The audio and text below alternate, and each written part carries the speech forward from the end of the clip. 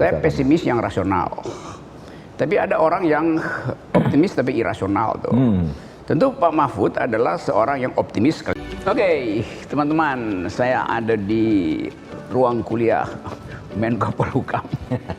Saya bertemu dengan Pak Mahfud sekarang dalam upaya untuk membicarakan masa depan bangsa ini, dan saya merasa bahwa saya hanya berkunjung pada orang yang punya perspektif, punya pikiran itu. Jadi Pak Mahfud pasti dia Menko Polhukam, tapi lebih dari itu saya anggap dia profesor yang bermutu tuh. Dan kedudukan sebagai Menko Polhukam itu panggilan politik aja tuh, tapi panggilan akademisnya tetap berlanjut. Saya melihat di berita Pak Mahfud barusan menyidak Mahkamah Konstitusi dalam upaya untuk mempertanyakan mengapa sebetulnya secara diam-diam Pak Mahfud ingin tegur DPR. Ngapain saya ikut-ikut campur pada Mahkamah Konstitusi yang punya kebebasan untuk memutuskan. Jadi itu poin yang tidak mungkin saya bayangkan ada Menko lain datang ke situ dengan argumen akademis tadi. Jadi tetap saya ingin berbincang dengan Pak Mahfud tentang masa depan bangsa, tapi dari perspektif akademis. Soal isu-isu real itu hanya catatan kaki. Nah, kita ada di dalam upaya untuk menyeberangkan bangsa ini melalui titian yang makin lama makin rapuh, yaitu ke 2024. Ada persaingan politik yang ketat, ada ketegangan etnisiti, simbol-simbol agama masih kuat dipertahankan dalam kompetisi politik. Nah, bagian itu saya kira paling tepat saya tanyakan pada Pak Mahfud. Apa kira-kira pikiran Pak Mahfud kalau 2024 kondisinya masih sekarang tuh? Saya sendiri pesimis. Dan saya berupaya untuk yakinkan publik bahwa pemilu itu nggak akan jadi kalau variabelnya masih seperti sekarang. Bahkan saya berniat untuk bikin gerakan LBP, bukan Luhut Binsar Panjaitan, tapi Liga Boykot Pemilu. Itu kalau variabel-variabelnya masih seperti sekarang. Tapi Pak Mahfud kan orang yang punya perspektif, tahu apa yang terjadi di istana, apa yang berlangsung di wilayah politik real, memahami rapuhnya keamanan atau sistem intelijen kita. Semua hal itu yang kasih saya perspektif pertama tuh. Apakah Pak Mahfud mampu untuk meyakinkan publik bahwa perubahan politik itu akan berlangsung damai? Dari perspektif akademis ya, bukan dari perspektif Menko. Menko nanti kita bicara. Sebagai orang yang paham situasi dunia, ada krisis ekonomi, potensi ketegangan di Indo-Pasifik, segala macam itu. Nah, dengan pengetahuan itu kita bisa pastikan ada kemungkinan pemilu itu batal. Ini perspektif saya yang pesimistis tapi dengan analisis akademis. Nah, Pak Mahfud perspektifnya optimis, pasti optimis. Tapi kita mau dengar Pak Mahfud. Saya optimis pemilu tahun 2024 akan jadi. Ya. Dengan tetap tentu saja akan ada kontroversi, ada yang setuju. Akan ada kontroversi. Iya kan, meskipun kecil kan ada juga yang tetap ingin agar tidak ada pemilu dan seterusnya. Tapi saya sendiri meyakini dari fakta-fakta yang saya lihat dan saya geluti, tidak mungkin saya hanya melihatkan saya di dalam. Meskipun saya akademisi, saya menggeluti juga fakta-faktanya itu. Yaitu pertama, kalau saya sebagai pejabat yang bertanggung jawab, salah satunya dibilangkan sudah jelas diperintahkan oleh Presiden bahwa pemilu tahun 2024 harus disiapkan dengan sebaik-baiknya, dan itu disusul dengan pembentukan KPU sesuai jadwal, lalu anggaran diperintahkan supaya disiapkan dari sekarang dan seterusnya. Kemudian masyarakat sendiri memang pada umumnya menghendaki pemilu itu tetap berlangsung sesuai dengan kalender konstitusi kita. Oleh sebab itu saya optimis sebagai pejabat maupun sebagai warga masyarakat, dan saya akan menjadi bagian yang mendorong agar itu jadi gitu. Lepas dari soal apa tadi banyak pernek-pernek polarisasi yang membuat Mas Rocky Gerung pesimis. Ya, menurut saya masih termasuk optimis karena bangsa ini dalam pengalaman saya ya itu sering menghadapi ujian-ujian seperti itu tapi selalu selamat. Selama ini kan, makanya saya termasuk orang yang optimis. Saya pesimis yang rasional, tapi ada orang yang optimis tapi irasional tuh. Tentu Pak Mahfud adalah seorang yang optimis sekaligus rasional kan. Ya. Nah, kalau kita bandingkan keadaan per hari ini dan kita percepat time schedule-nya seolah-olah pemilu akan terjadi besok tuh. Saya menganggap itu akan batal. Karena kehidupan ekonomi memburuk, disparitas tinggi, barusan pengamat internasional menunjukkan bahwa Indonesia potensi untuk mengalami pemburukan IQ, bahkan IQ kita udah tinggal di kita itu per hari ini IQ nasional kita itu nomor 30 di Asia. Di dunia nomor 130. Jadi tetap kita nilai bahwa yang akan ikut dalam pemilu adalah mereka yang dengan mudah dibujuk oleh uang itu. Itu yang saya anggap saya pesimis. Karena kecerdasan kita sama sekali rendah. Dan pemilih kita kan masih mayoritas kalau itu SMP. ya, kalau itu iya Mas Rocky, bahwa pemilu akan diikuti oleh rakyat yang banyak bisa dibujuk oleh uang. Saya akan bicara bahwa pelaksanaan pemilunya, kalendernya. Oh, pelaksanaannya, oke. Iya, Tapi kalendernya. keadaan Bahwa sukses memilih pemimpin yang secara substantif betul dikehendaki oleh Undang-Undang Dasar, saya sama dengan Mas Rocky, agak ragu. Tetapi kalau dari sudut kalender, bahwa pemilu akan jalan sesuai dengan ketentuan konstitusi, saya sangat yakin tahun 2024 akan jalan. Tapi bahwa masih akan terjadi politik uang dan sebagainya, itu saya kira masih sulit dihindari. Karena memang ada teori lain yang dulu dikembangkan oleh Pak Budiono ya, sebelum menjadi wakil presiden waktu itu, ya kan? Waktu pidato pengukuhan guru besarnya, Pak Budiono itu mengatakan ya jangan harap dong pemilu kita menjadi substantif. Kalau pendapatan per kapita itu belum mencapai 5.500. Itu pasti jual belilah, kata Pak Budiono. Nah itu akan terjadi 2024, tapi itu harus dilalui. Sampai akhirnya nanti pemilu ini semakin lama semakin baik gitu. Kalau kita berpikir bahwa potensi kita untuk melampaui 5.000 itu mungkin di 2045 baru mendapatkan. Enggak.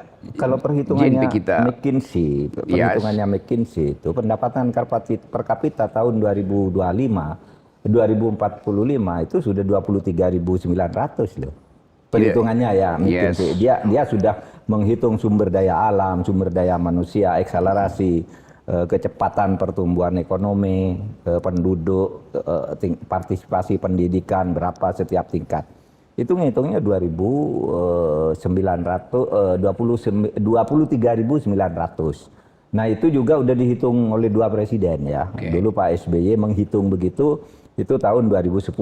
Kemudian tahun 2016 Perpres itu diperbarui dengan asumsi perhitungan seperti itu. Jadi McKinsey PricewaterhouseCoopers itu menghitungnya di kisaran itu. Jadi kalau sampai 5.000 saya kira ya 2035 lah. 2030 dapat itu. Ya saya baca McKinsey itu kira-kira saya baca riset 2 tahun terakhir itu. Tapi McKinsey nggak pernah duga bahwa ada problem krisis energi yang disebabkan oleh perang. Nah kalau misalnya di Asia Pasifik ada percepatan perang, persiapan perang Cina Amerika itu. Lalu Indo-Pasifik jadi wilayah yang jadi panas itu. Dan dia merembet akhirnya ke Cina Selatan. Mulai dengan krisis Selat Taiwan misalnya. Dan kita tahu bahwa jalur ini adalah jalur ekspor strategis Indonesia. Lalu orang berpikir kalau terjadi perang di Indo-Pasifik dan itu potensial harus kita bayangkan secara akademis itu. Nah sumber energi kita masih lewat situ segala macam. Lalu terjadi no-fly zone, nggak boleh pesawat di situ. Lalu orang menganggap berapa lama NKRI harga mati itu. Dalam hitungan intelijen ya mungkin 14 jam selesai negeri ini. Nah variabel itu tentu kita bisa bikin jadikan sebagai. Kita sering menghitung bahwa ya bisa saja terjadi kejutan-kejutan seperti Ukraina dengan Rusia itu kan mengganggu betul ke kita. Itu bisa saja nanti Cina Cina sama Amerika juga mengeras bisa terjadi sesuatu. Meskipun juga banyak yang mengatakan di zaman sekarang ini tidak akan ada orang negara yang berani perang head to head gitu lalu perang senjata itu. Nanti perangnya itu ya perang aja, perang lewat informasi, teknologi informasi, perangnya di situ yang akan terjadi. Oleh sebab itu disrupsi itu akan banyak terjadi karena IT sebenarnya, baik di dalam peperangan antar negara yaitu. Saya baca, saya tadi malam masih di Tokyo dan ada perdebatan di situ soal keputusan pemerintah Jepang untuk menaikkan anggaran pertahanan jadi 2%. Kan tadinya 1% dari PDB. Dan itu ada keputusan Amerika untuk menekan Jepang supaya tidak mempersenjatai diri. Kita tahu itu sejak Perang Dunia Kedua. Tapi kemudian Jepang kasih asumsi bahwa dia mesti naikkan ke 2%, itu artinya naik 100%, karena ada ancaman Korea Utara dan Cina itu. Dan itu menunjukkan bahwa itu potensial. Dan Jepang kan orang yang selalu cemas, atau bangsa yang selalu cemas. Saya ingat dalam pelajaran hukum internasional ada yang disebut Thucydides trap. Thucydides ini seorang sejarawan Yunani kuno tuh yang menganggap bahwa perang itu dimulai bukan justru oleh yang punya senjata, tapi oleh yang cemas, orang yang cemas. Nah, kecemasan itu ada pada masyarakat Jepang, lalu mungkin diedarkan ke Indonesia, dan kita nggak tahu apakah kita mampu misalnya untuk menyiapkan peralatan untuk menangkal itu. Kalau misalnya kita lihat kayak tadi ada pesawat lewat, ya kita punya armada perang, iya, tapi itu mungkin cuma pesawatnya, dia unequipped, mungkin nggak ada persenjataan di situ, karena buat beli senjata mesti ada nego proxy dengan Amerika segala macam tuh. Saya sering menghitung di ruangan ini, di belakang kita ini bersama Pak Prabowo. Memang kalau kita hanya berpikir soal kemampuan atau kekuatan persenjataan kita, memang sangat mencemaskan. Bukan mencemaskan, tapi sangat mencemaskan. Karena misalnya kita punya pesawat sekian ya, kebutuhan pesawat dalam situasi sekarang misalnya perlunya 200. Kita baru punya 17 pesawat tertentu. Yang 17 ini pun yang 2 sudah dikanibal, sudah gini. Kapal perangnya juga senjata yang jarak tembaknya 200.000 kilometer misalnya, atau 200 kilometer. Kita misalnya punya berapa, sementara kebutuhan dengan luasan Indonesia seperti ini kita sudah menghitung semua, sehingga Kementerian Pertahanan itu sebenarnya sudah mengajukan proposal kepada Presiden dan sekarang sedang dihitung ulang gitu, agar cermat menghitungnya, sehingga kita nanti akan menyediakan senjata-senjata seperti cara orang Jepang menyikapi negara-negara lain gitu. Tetapi ke dalam sebenarnya ada juga yang optimis, buat apa sih senjata-senjata kayak gitu, perang kayak gitu tuh tidak akan ada sekarang. Sekarang tuh kan perang IT saja sebenarnya, proxy ya, yang banyak dikhawatirkan tuh proxy sebenarnya, bukan perang kayak gitu. Tetapi tetap saja pemerintah katakan ini harus persenjataan kita, keahlian kita juga harus disiapkan. Itu sudah diproyeksikan. Sekarang tahun 2022 nih Pak Prabowo sudah menghitung 25 tahun ke depan. Itu sudah dihitung semua. Pertambahan setiap tahunnya berapa, kemudian biayanya dari mana, dapat dari mana, udah dihitung bersama Menteri Keuangan, dan ngitungnya di tempat ini, Mas Rocky. Jadi betul Anda, kekhawatiran seperti itu ada pada setiap negara. Terutama kita kan beda-beda ya cara memandangnya. Kalau kita bicara dari sudut TNI gitu, menghitungnya kayak gitu dengan kekhawatiran itu. Tapi kalau kita ketemu majelis ulama, gereja gitu, agak tenang. Ketua ahli pertanian, ahli apa, beda lagi. Menteri Keuangan, semua memberi kontribusi sampai akhirnya kita punya satu rencana postur pertahanan kita sampai taruhlah 20 tahun ke depan seperti apa. Nah itu kita juga sudah pikirkan. Ya, ada postur kebutuhan peralatan. Tapi kemudian kan seluruh perencanaan itu kan batasnya adalah APBN tuh. Dan saya menduga Ibu Sri Mulyani pasti konservatif dalam soal itu. Sangat konservatif. Kau tahu? Ya karena temannya dulu nih pendukung Partai Sri dulu. Iya betul.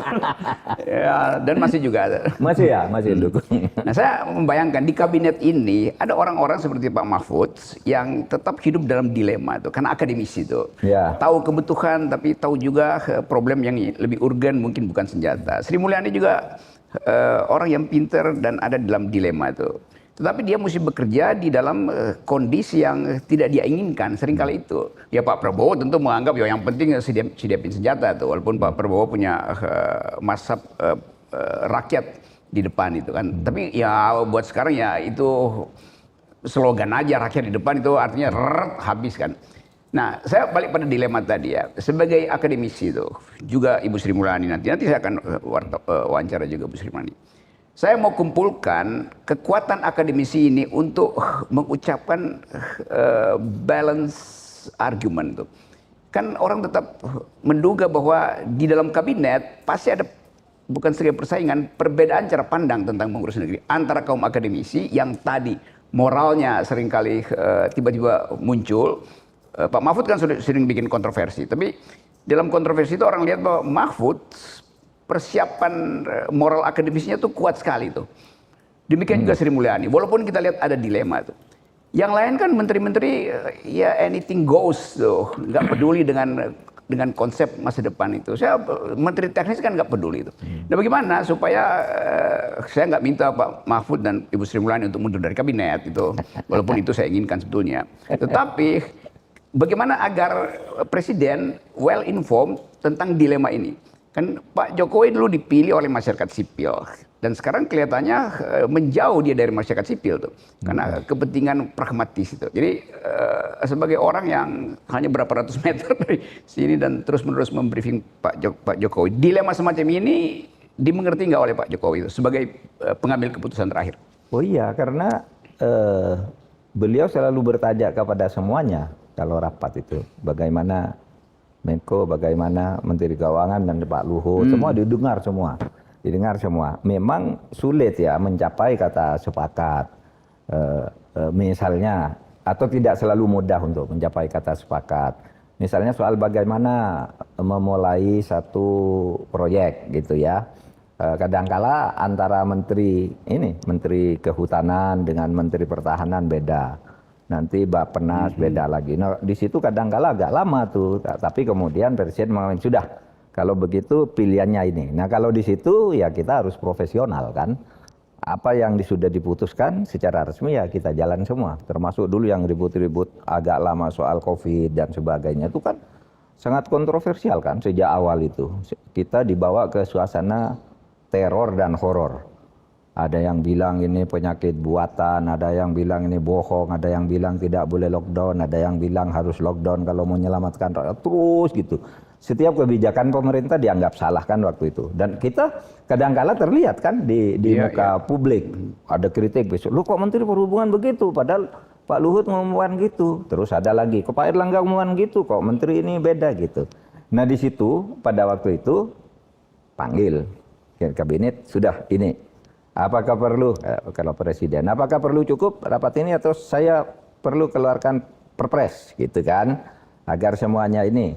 Oleh sebab itu pernah keluar perpres kan, mengenai apa, PCPEN istilahnya pada waktu penanggulangan COVID dan pemulihan ekonomi nasional. Itu ada perpresnya sendiri, ya karena itu, yang satu ingin menyelamatkan orang, udah, yang satu, udah ini kalau diselamatkan begini, ekonomi mati juga ini. Lalu diambil yang tengah, sudah ini jalan, konsisten kritik pasti banyak, kata Presiden, jalan.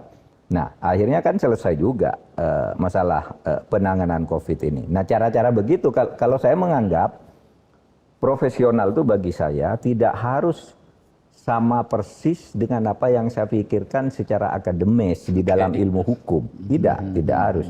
Bagi saya profesional saya sebagai pejabat politik menurut ilmu politik dan ilmu birokrasi yang benar itu kalau bergabung kabinet ya ikut dong kebijakan pimpinan. Kalau enggak ya jangan masuk kan begitu.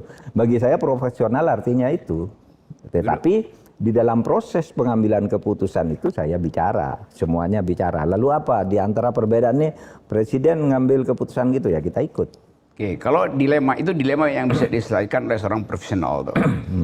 Tapi Pak Mahfud juga diasuh sebetulnya di dalam lingkungan civil society yang selalu menganggap ya kebijakan negara itu bukan berbahaya tapi merugikan rakyat. Dan bagian itu kan nggak bisa kita selesaikan secara profesional. Tuh. Iya. Orang lain nggak ada dilema. Pak Mahfud ada dalam dilema itu, dalam pengamatan saya ya, dan seringkali saya jarang salah tuh dalam mengamati Pak Mahfud. Diselesaikan di ruang rapat, tetapi kemudian di pers terlihat bahwa Pak Mahfud sebetulnya secara moral berseberangan dengan kebijakan itu. Itu yang dipantau orang tuh. Bisa saja, tetapi karena itu tadi, bagi saya profesional itu, kalau seorang pejabat profesional ya menurut ilmu birokrasi, ilmu jabatan itu kan ada jaring kekuasaan. Oleh sebab itu, saya juga harus mengatakan sesuatu apa yang sudah diputuskan oleh kabinet, itu pasti. Tetapi bahwa saya merasa dilema berhadapan dengan civil society, saya kira enggak. Saya dengan Anda akrab terus, dengan Rizal Ramli, dengan siapa yang suka kritik presiden tuh, saya berteman biasa saja gitu, dan saya tidak merasa riku. Malah begini, Mas Rocky, kalau saya bilang kalau saya bilang di teman-teman di kabinet, saya bilang, saya lebih punya modal untuk berdebat di sidang kabinet itu karena saya sering mendengar omongan orang-orang yang kritis itu. Ya Rizal Ramli, ya Rocky Gerung, ya siapa lagi, Said Didu, ya siapa, pokoknya kita dengar semua. Sehingga saya katakan, hati-hati loh, gini media sudah bicara begini, itu si Rocky ngomong gini-gini. Saya bicara bahwa kita nih pemerintah juga harus mendengarkan mereka-mereka ini. Gitu. Bagi saya lebih mudah daripada saya tidak mendengar Anda, daripada Anda tidak ngomong. Malah saya susah kalau orang seperti Anda tidak ngomong, nggak ada kerjaan saya. Selesai semua kan.